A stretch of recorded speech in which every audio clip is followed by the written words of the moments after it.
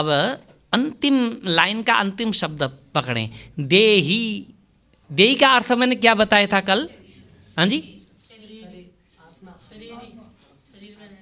देह माने शरीर, देही माने आत्मा, देह में रहने वाला आत्मा, देही माने आत्मा। ध्यान रखिएगा, हम सब ये हमारे ही शब्द हैं, है ना? हमारी दादी नानी हैं ये, है ना? हिंदी हमारी माँ है तो ये दादी नानी है, हमारे हैं ये। पराये इंग्लिश तो बहुत पराई भाषा है। हम उनके शब्दों को जिस तरह से पकड़ लेते हैं, हम अपने शब्दों को क्यों ना पकड़ें? ठीक है ना? देही माने देह से संबंध रखने वाला। देह से संबंध कौन रखता है? आत्मा रखता है। तो देही का अर्थ हुआ आत्मा। शरीर, इसी तरह शरीर और शरीरी, शरीरी माने आत्मा। ठीक है? तथा उसी प्रकार देही माने आत्मा भी। यहाँ पर जीर्णा लिखा हुआ है ना, जीर्णा लिख करके डैश दिया हुआ है। इसका मतलब ये है कि ये पूरा शब्द हुआ नहीं। हाँ, और तो न्यन्यानी आगे है, जीर्णा न्यन्यानी, ये इनको एक साथ जोड़ा गया है। इनका संधि विच्छेद करेंगे तो जीर्णानी अन्यानी ऐसा हो जाएगा, जीर्णानी अन्यानी। ठीक है? जीर्णानी अन्यानी। हमने ऊपर जीर्णानी का अर्थ क्या किया था? जीर्ण शीर्ण। यहाँ पर भी जीर्णानी का अर्थ जीर्ण शीर्ण शरीराणी शब्द है। देखिए, जीर्णानी शरीराणी, जीर्ण शीर्ण शरीर को विहाय, ऊपर विहाय शब्द का क्या अर्थ किया था? त्याग करके। यहाँ पर भी विहाय का अर्थ त्याग करके। ठीक है? फिर हम इसको दोबारा पढ़ते हैं। देही तथा ठीक उसी तरह देही माने आत्मा भी जीर्णानी शरीराणी, जीर्ण शरीरों को विहाय छोड़ करके अन्यानी दूसरे, नवानी नए शरीर को समयाति प्राप्त हो जाता है। समयाति माने प्राप्त हो जाता है। ठीक है? प्रत्येक शब्द का अर्थ हमने पकड़ लिया। यहाँ पर ऐसे 10-20 शब्दों श्लोकों का अर्थ पकड़ में आ जाए तो फिर हम भागवत की पुस्तक उठा करके मूल से ही पढ़ सकते हैं, हिंदी पढ़ने की जरूरत ही नहीं पड़ेगी। 10, 20, 30, 40 श्लोकों का इस तरह से अर्थ, प्रत्येक शब्द का अर्थ पकड़ें तो मूल श्लोक से ही हमें अर्थ समझ में आएगा। मूल का जो भाव है वह ट्रांसलेट करके हिंदी में बताने से मूल का जो अर्थ वह पूर्णतया हिंदी में नहीं उतर सकता। हिंदी का जो भाव है उसको इंग्लिश में ट्रांसलेट करें तो हिंदी में जो भाव है वह इंग्लिश में नहीं आ सकता। ठीक है ना? तो प्रत्येक भाषाओं में अपनी अपनी एक विशेषता होती है। संस्कृत की जो विशेषता है वो संस्कृत भाषा को जान करके ही हम समझ सकते हैं, और संस्कृत भाषा हमारी अपनी भाषा है। ठीक है? इस श्लोक का भाव हुआ कि मनुष्य जिस तरह से पुराने कपड़े त्याग करके नए कपड़े धारण कर लेता है, ठीक उसी तरह यह आत्मा भी पुराने शरीरों को त्याग करके नए शरीर को धारण कर लेता है। इसलिए यह आत्मा का मरण नहीं है। ठीक है? यहाँ तो बड़ी खुशी होनी चाहिए कि मेरा यह शरीर बहुत जीर्ण शीर्ण हो गया है, मेरा साथ नहीं दे रहा है। इस शरीर को छोड़ने के बाद मुझे नया शरीर मिलेगा, इसलिए प्रसन्नता होनी चाहिए, प्रतीक्षा करनी चाहिए। यह शरीर कैसे जल्दी छूटे उसके लिए आतुरता होनी चाहिए। वेंटिलेटर में रह करके भी हम जी जाएं, इस तरह से प्रयास करने की ज़रूरत क्या है? हम 80, 90, 100 साल के हो गए, अब हम जी करके भी क्या करेंगे? हाँ, इस जर्जर शरीर को लेकर के भी क्या करेंगे? अब तो हमें नए शरीर की जरूरत है। ठीक है? मुक्ति अवस्था में भी नए शरीर की प्राप्ति होती है, ध्यान रखिएगा। स्वर्ग जाता है तो भोग शरीर प्राप्त होता है, और मुक्ति अवस्था में भी दिव्य शरीर प्राप्त होता है। यह आत्मा एक जगह से निकलते ही दूसरी जगह अवश्य प्रवेश करता है, या तो भोग शरीर प्राप्त होकर के स्वर्ग नरक जाता है, या कीट पतंग पशु पक्षी का शरीर धारण करके यही भोग भोगता है, या दिव्य शरीर प्राप्त करके परमात्मा को प्राप्त करता है। यह आत्मा का यह स्वभाव है कि यह किसी शरीर में गए बिना रह नहीं सकता। ठीक है, तो हमारे बच्चे पुराने कपड़े छोड़ करके नए कपड़े मिलने वाले हैं तो कितने खुश हो जाते हैं, माताएं बहुत खुश हो जाती हैं, हर व्यक्ति खुश होता है। इसी तरह हम भी अपने इस शरीर को जीर्ण शीर्ण मान करके अब यह किसी काम का नहीं है ऐसा समझ करके हम व्यवहार करें तो इस शरीर के त्याग करने में हमें कष्ट नहीं होगा। लेकिन ये एक दिन कथा सुनने से ऐसा भाव जागृत नहीं होता, ये बार बार निरंतर सुनने से व्यवहार में लाने से यह भाव जागृत होता है। ऋषि मुनि लोग, साधक लोग समाधि में रह करके इस शरीर को त्यागने की प्रतीक्षा करते हैं। कब वह समय आएगा, कब वह रिजर्वेशन का दिन आएगा कि मैं चला जाऊंगा, यह शरीर से नाता छूट जाएगा, इससे पाला छूट जाएगा। ठीक है, इस श्लोक का अर्थ पूरी तरह से लग गया ना। फिर एक बार हम पढ़ते हैं, मेरे साथ में पढ़ते हैं।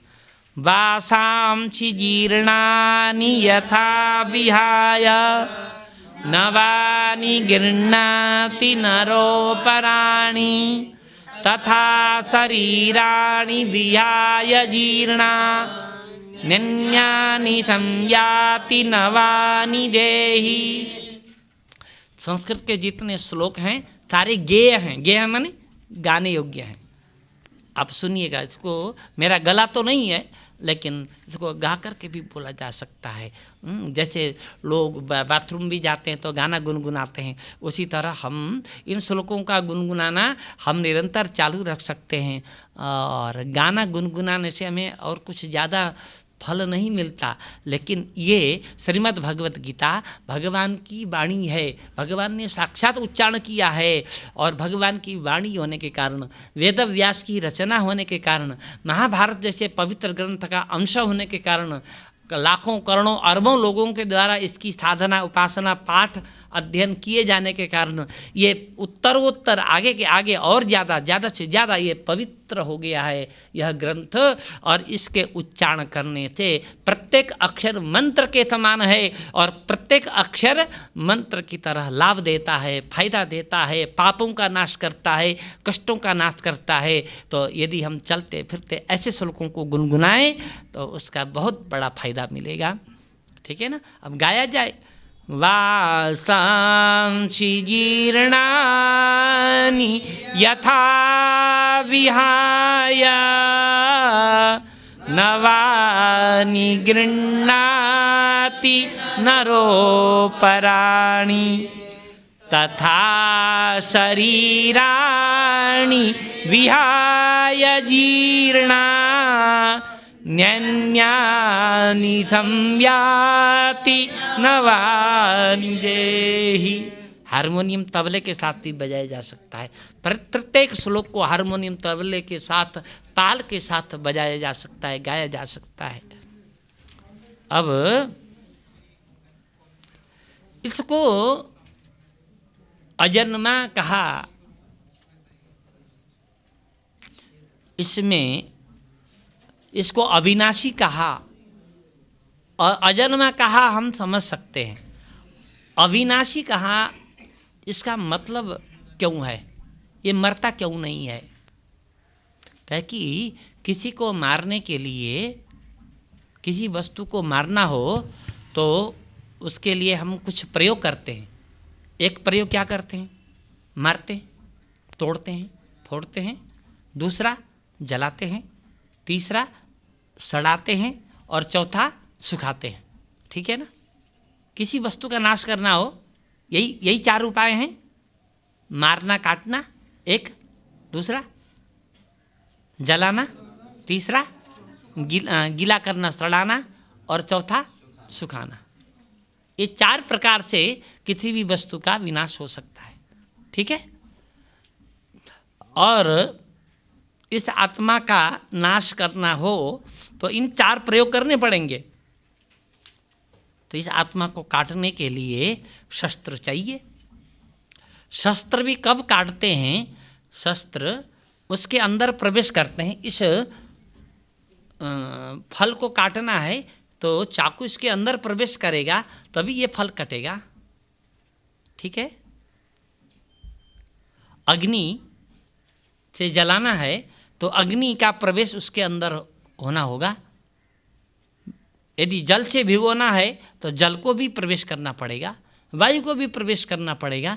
लेकिन आत्मा का स्वरूप इतना छोटा है, इतना अणु है, इतना परमाणु है कि हम अत्यंत सूक्ष्म दर्शक यंत्रों के द्वारा भी उस आत्मा को देख नहीं सकते। ठीक है ना, हम देख नहीं सकते। तो सूक्ष्म दर्शक यंत्रों के द्वारा भी जिसको नहीं देख सकते, तो ये सारे स्थूल पदार्थ हैं, काटने मारने वाले पदार्थ जो हैं, जो उपकरण हैं, बहुत स्थूल पदार्थ हैं, तो ये उसके अंदर, आत्मा के अंदर प्रवेश कर ही नहीं सकते। मैंने कल बताया था कि आत्मा का स्वरूप कितना छोटा है। बालाग्र शतभागस्य शतधा कल्पितस्य च जीवो भागः स विज्ञेय स चानन्त्याय कल्पते। उपनिषद है। बाल केस को बोलते हैं। केस का टुकड़ा उठाएं, उसको बराबर करें, बराबर माने लंबा चौड़ा बराबर करें, गोला करें और उसके 100 टुकड़े कर दें और 100वां टुकड़ा उठा के उसके 60 टुकड़े करें। वो जो 60वां जो टुकड़ा है वो जितना छोटा होगा, आत्मा भी उतना ही छोटा है, उतना अणु है। आत्मा और परमात्मा दोनों नहीं दिखते। कारण क्या है? लोग कहते हैं ना, आत्मा और परमात्मा दोनों नहीं दिखते। जो अत्यंत नज़दीक है वह भी नहीं दिखता, जो अत्यंत दूर है वह भी नहीं दिखता। आत्मा अत्यंत नज़दीक है, हमारे आँखों में भी है आत्मा, यहाँ पर भी है। तो आँख में जो चीज़ है हम अपनी आँखों से देख ही नहीं सकते। अत्यंत नज़दीक वस्तु को हम नहीं देख सकते। यहाँ पर एक उंगली को रखें ऐसे करके, बिल्कुल आँख के पास रखें तो अंगुली है कि लकड़ी का टुकड़ा है कि क्या है पता नहीं चलेगा, एकदम नज़दीक रखें तो। और जो वस्तु बहुत दूर होती है उसको भी हम नहीं देख सकते। ठीक है।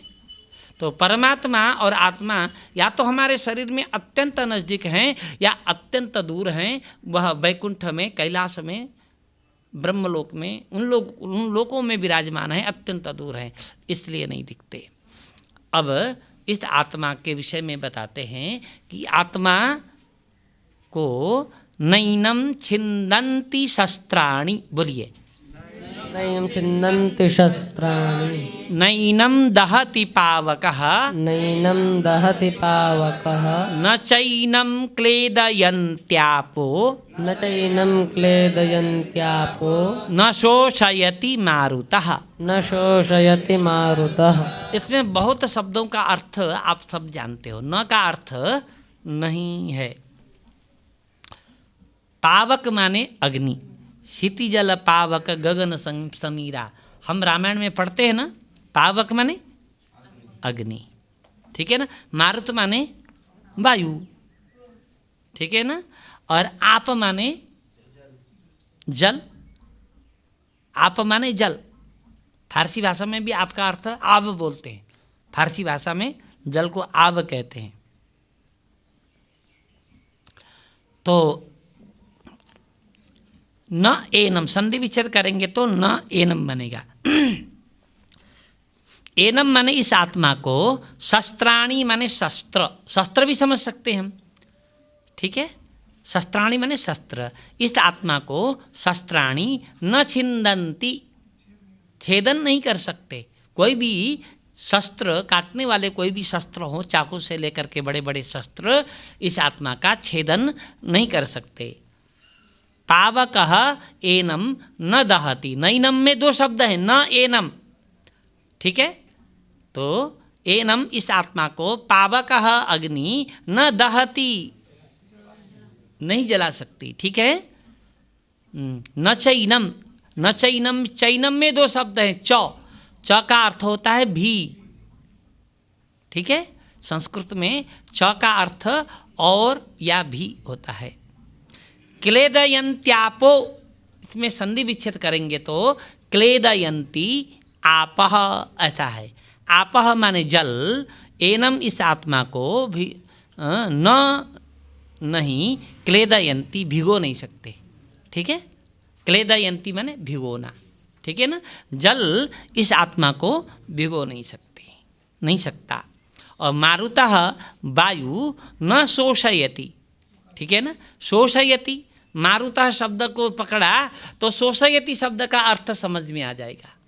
ठीक है ना, ठीक है ना, हम इन शब्दों को जानते हैं, लेकिन हमने ये धारणा बना रखी है कि संस्कृत बहुत क्लिष्ट भाषा है, बहुत कठिन भाषा है, हमसे ये पढ़ी नहीं जाएगी। यह हमारी बहुत पुरानी धारणा घर कर गई है, तो हम छूना ही नहीं चाहते संस्कृत को। लेकिन संस्कृत बहुत सरल है। इसी श्लोक को उठा करके देखिए कितना सरल है। एनम पावकः, पहला है एनम शस्त्राणि न छिन्नन्ति, एनम पावकः न दहति, एनम आपः न क्लेदयन्ति, एनम मारुतः न शोषयति। श्लोक का अर्थ समझ में आ गया? शोषयति मैंने सुखाना। वायु इस आत्मा को सुखा नहीं सकती, तो नाश कैसे हो? दूसरे से किसी से नाश करने के लिए इन वस्तुओं की जरूरत होती है। हमारे शरीर का भी नाश धीरे धीरे धीरे धीरे इसी तरह से होता है। ठीक है ना, धीरे धीरे धीरे धीरे वो शक्ति, पहले इंद्रियों की शक्ति चली जाती है, फिर हमारे पाचन यंत्र की शक्ति कम हो जाती है। ऐसा करते करते जीर्ण हो जाता है। उसके बाद अग्नि, जो अग्नि हमारे लिए पाचन का कार्य करती थी, वह अग्नि हमारे शरीर को शोषण करने का काम करती है, वायु सुखाने का काम करती है। इसी तरह से धीरे धीरे हमारा शरीर नष्ट होता है। ठीक है, अब इसलिए माने इस आत्मा को ये सारे चीज कोई नाश नहीं कर सकते। इसलिए अगले श्लोक में बोलते हैं अच्छेद्यो यमदाह्यो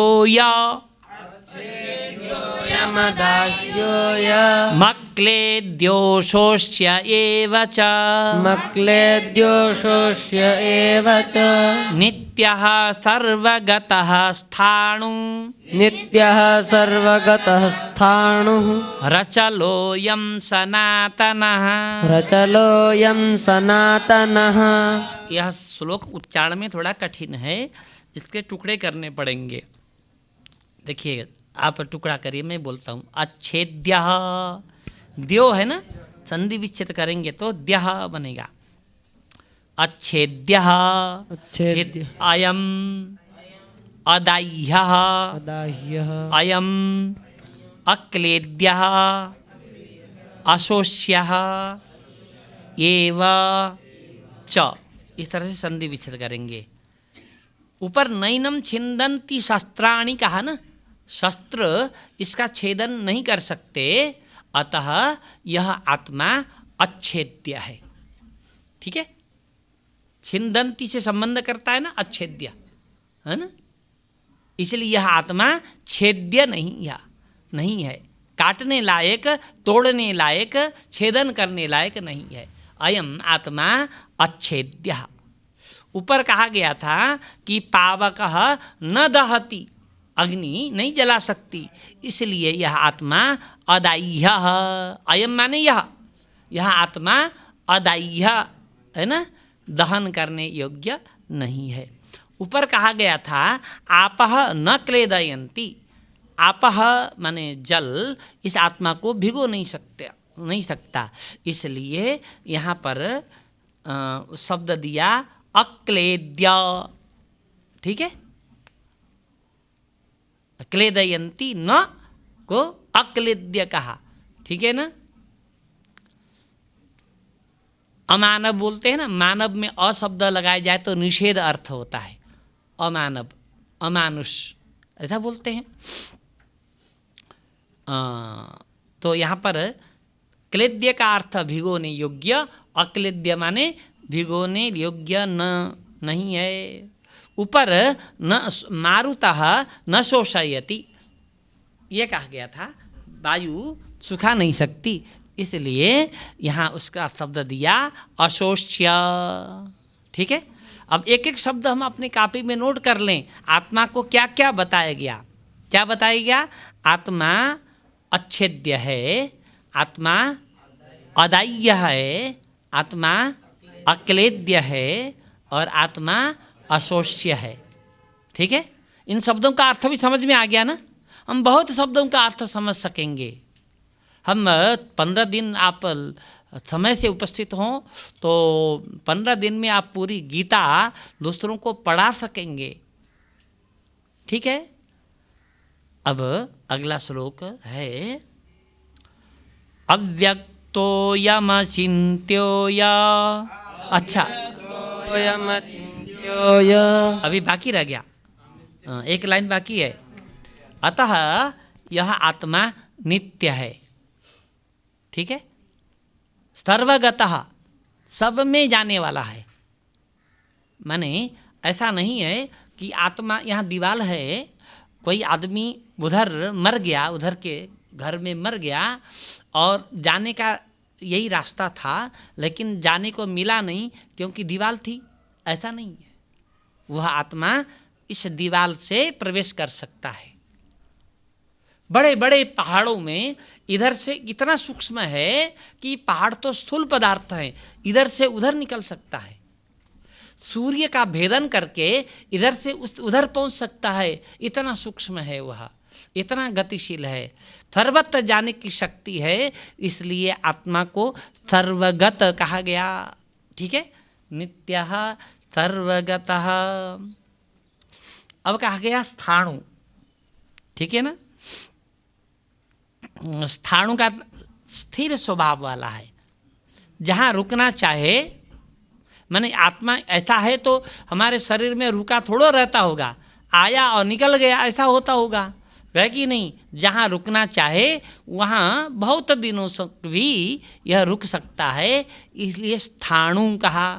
स्थाणु का अर्थ, इसको स्थाणु कहते हैं, ये पिल्लर है ना, ये स्थाणु है। ठीक है, स्थिर रहने वाला, अर्थात जाना न चाहे तो वह आत्मा स्थाणु रहता है। और अच्छा, स्थाणु तो रहता होगा, पिल्लर को तो लोग कभी कभी हिलाते भी हैं, कहे कि नहीं अचल है। कोई इस शरीर से आत्मा को निकाल के फेंकना चाहे तो नहीं फेंक सकता। हाँ, ठीक है ना, नहीं फेंक सकता, अचल है। माने हमको बिना मारे काटे आत्मा को निकाल के अलग कर दे कोई, ऐसा नहीं हो सकता, इसलिए अचल है। और सनातन है। सनातन माने सदा भव सनातन। सनातन शब्द का अर्थ जो पहले भी था, आज भी है, कल भी रहने वाला, उसको सनातन कहते हैं। अब आप एक एक शब्दों को लेकर के आत्मा की व्याख्या कर सकते हैं। आत्मा को अविनाशी कहा गया, आत्मा को अज कहा गया, आत्मा को पुराण कहा गया, नित्य कहा गया, शाश्वत कहा गया, सर्वगत कहा गया, अच्छेद्य कहा गया। एक एक शब्द की व्याख्या करिए, इतने में ही कई दिन तक व्याख्या हो सकती है। ठीक है ना, आत्मा का स्वरूप इस तरह से है। अब अगला श्लोक, अव्यक्तोऽयमचिन्त्यो य। अव्यक्तोऽयमचिन्त्यो य। मविकार्योऽयमुच्यते। मविकार्योऽयमुच्यते। तस्मादेवं विदित्वैनं। तस्मादेवं विदित्वैनं। नानुशोचितुमर्हसि। नानुशोचितुमर्हसि। पहली लाइन में हम संधि विच्छेद करें तो अव्यक्तः, अयम, अचिन्त्यः, अयम, अविकार्यः, अयम उच्यते, ऐसा होगा। दूसरी लाइन में तस्माद एवं विदित्वा एनम न अनुशोचितुम अर्हसि। इस तरह से संधि विच्छेद करना होगा। संधि विच्छेद करना आए तो संस्कृत का अर्थ लग जाता है।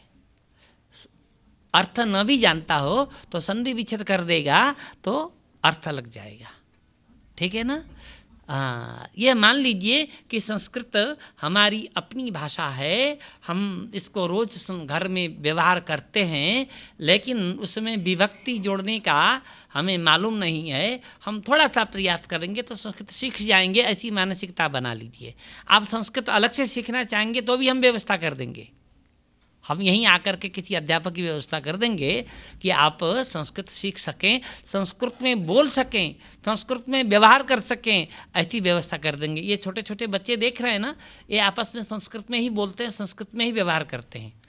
जैसे पब्लिक स्कूल में पढ़ने वाला बच्चा छोटा भी इंग्लिश में बोलता है, उसी तरह ये बच्चे संस्कृत में बोलते हैं। उस आश्रम में सभी बच्चे संस्कृत में व्यवहार करते हैं। अब इस श्लोक का अर्थ करें।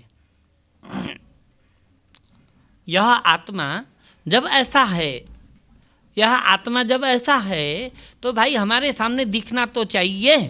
हम कैसे विश्वास करें कि आत्मा है, वो भी इस तरह का है, हम कैसे विश्वास करें?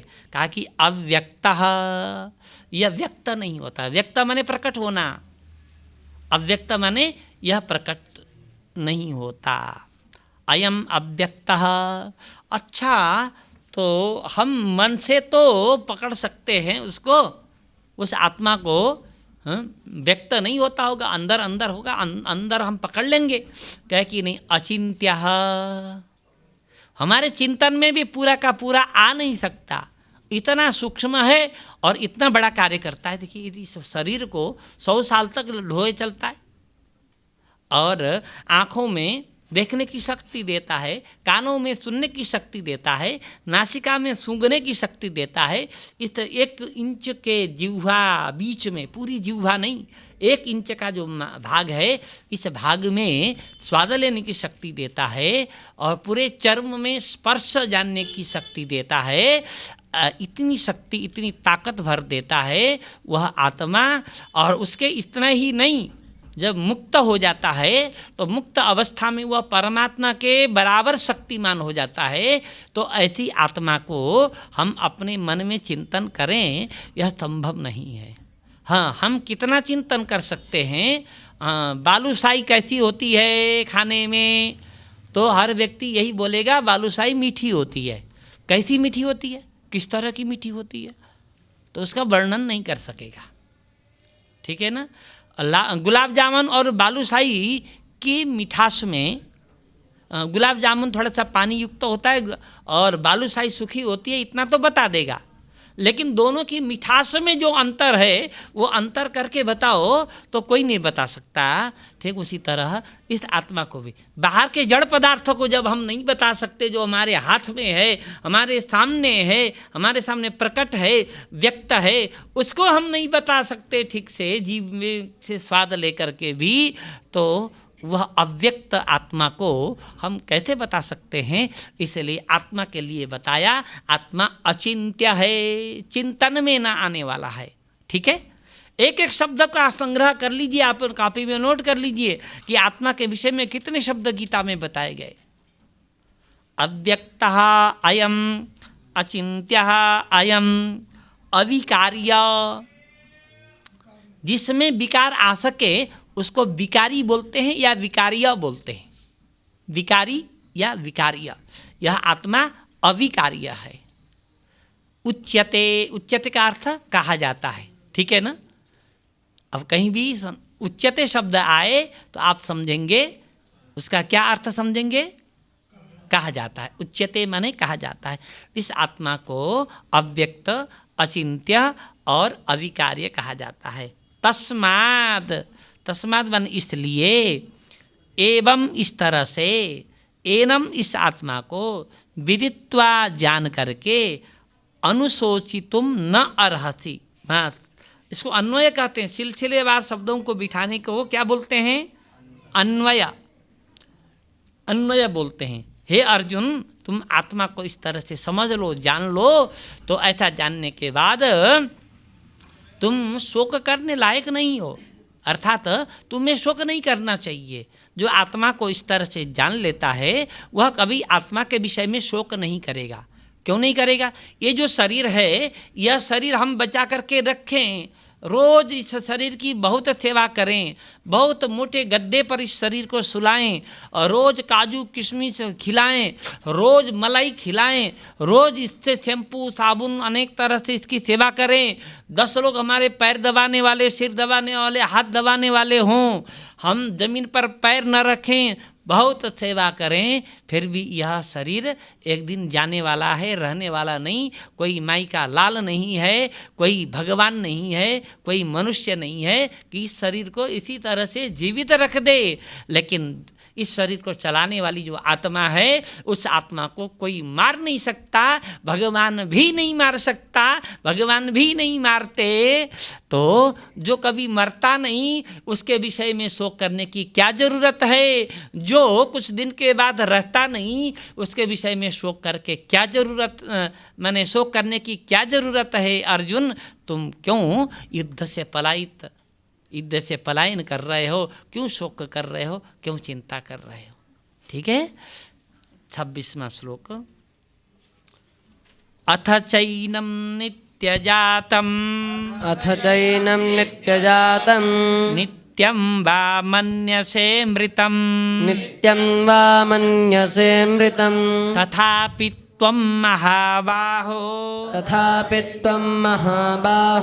नैवं शोचितुमर्हसि। अब कहते हैं, इस श्लोक का भाव है, इस श्लोक का प्रत्येक शब्द का अर्थ समझने की जरूरत नहीं, मैं भाव बताता हूँ कि अर्जुन, तुम इस आत्मा को नित्य पैदा होने वाला समझते हो या नित्य मरने वाला समझते हो, फिर भी यदि नित्य पैदा होने वाला है और नित्य मरने वाला है ऐसा समझ भी लेते हो, तो भी शोक करने की जरूरत नहीं। जो पैदा होता है वो मरता है, जो मरता है वो पैदा होता है, तो तुम्हारे शोक करने से क्या फायदा? तुम शोक करोगे तो ये मरना रुक जाएगा, ऐसा तो है नहीं। तुम इसको जन्मने वाला और मरने वाला भी समझ लेते हो, तुम वह ज्ञान नहीं प्राप्त कर सकते। जन्मने मरने वाला समझते हो तो भी शोक करने की जरूरत नहीं है, इस श्लोक का भाव है। ठीक है। अब अगले 27वें श्लोक का अर्थ समझें। जातस्य हि ध्रुवो मृत्युः ध्रुवं जन्म मृतस्य च तस्मादपरिहार्येऽर्थे न त्वं शोचितुमर्हसि। पहले श्लोक में कहा कि यह आत्मा नित्य पैदा होने वाला है या यह आत्मा नित्य मरने वाला है, ऐसा भी तुम समझते हो तो भी शोक करने की जरूरत नहीं है। ऐसा कहने के बाद, क्यों? नित्य पैदा होने वाला और मरने वाला है तो उसके विषय में तो शोक किया जा सकता है। तो कहते हैं नहीं, उसमें भी शोक करना व्यर्थ है, क्योंकि जो पैदा होता है वह मरता जरूर है, और जो मरता है तो वो पैदा जरूर होता है। ये दोनों अपरिहार्य हैं। पैदा होने के बाद मरना और मरने के बाद पैदा होना, ये दोनों अपरिहार्य हैं, ये शाश्वत हैं। दिन के बाद रात और रात के बाद दिन है, दुखों के बाद सुख और सुख के बाद दुख है। हमेशा दुख भी नहीं रहते, हमेशा सुख भी नहीं रहते, हमेशा दिन दिन भी नहीं बना रहता, हमेशा रात रात भी नहीं बना रहता। उसी तरह से हमेशा जन्म ही नहीं रहता, जन्म के बाद मरण भी आता है। तो मरण हुआ तो हमेशा मर गया, कभी नहीं आएगा, ऐसा भी नहीं होता, क्योंकि वह वापस आता भी है। तो ये तो अपरिहार्य है। ठीक है। तो अपरिहार्य विषयों में फिर जो अपरिहार्य है, जिसको टाला नहीं जा सकता, उसके विषय में तुम क्यों शोक करते हो? तुमको तो ईश्वर ने शरीर दिया है, और ईश्वर ने प्रारब्धवश तुमको जो शरीर दिया है, उस शरीर से जितना कर्म बन सकता है, पहले तो शरीर को स्वस्थ रखने का प्रयास करो। शरीर स्वस्थ रखने के बाद स्वस्थ शरीर से बहुत कार्य किया जा सकता है। देश सेवा में, समाज सेवा में, परिवार की सेवा में, दुखियों की सेवा में, धर्म की सेवा में। इस नाशवान जर्जर होने वाले दुखवान शरीर से बहुत कुछ करके हमें फिर ऐसा शरीर प्राप्त हो सकता है कि कम दुख हो, कम परेशानी हो, कम प्रपंच हो, इस तरह का शरीर हमें दोबारा मिल सकता है। अब प्रयास करो कि अगला जो शरीर है इस शरीर का जैसा न हो, इस शरीर में हमें जितना दुख हो रहा है वैसा दुख अगले शरीर में न भोगना पड़े। यह प्रयास करो, यह चेष्टा करो, यह जानने की इच्छा करो। तो अब तो इसकी आवश्यकता है, ठीक है ना। देखिए, जातस्य का अर्थ हुआ पैदा हुए का, ध्रुवा माने निश्चित, ध्रुव का अर्थ निश्चित, मृत्यु जन्मे हुए का मृत्यु निश्चित है, जातस्य ही ध्रुवो मृत्यु। पुनः कहा ध्रुवम जन्म मृतस्य च, पहले मृतस्य को पकड़िए, मृतस्य मरे हुए का